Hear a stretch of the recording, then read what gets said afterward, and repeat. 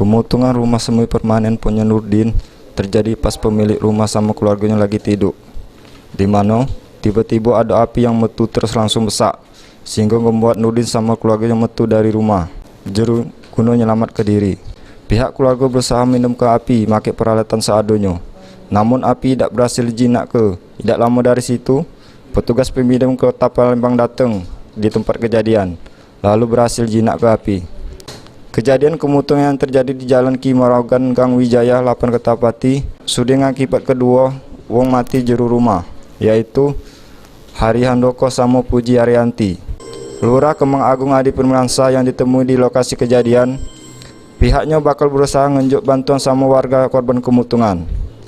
Ini kami akan mendata data jumlah korban, setelah kami data dan kami akan melakukan secara tertulis ke kecamatan dan tembusan langsung ke Dinas Sosial Kota Palembang. Dalam ini kami akan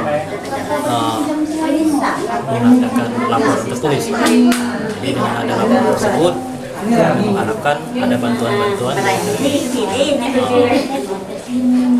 SKPD sosial dan juga dari Saat ini kan apa bantuannya?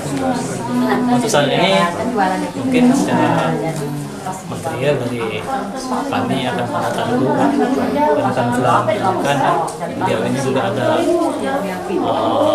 semacam usaha baru dan juga ada surat menyurat yang turut terbakar dokumen baik jasa maupun surat kepemilikan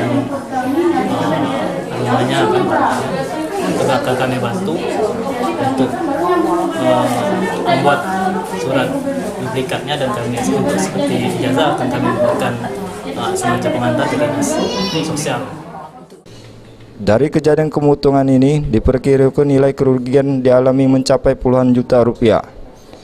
Irawan, PAL TV.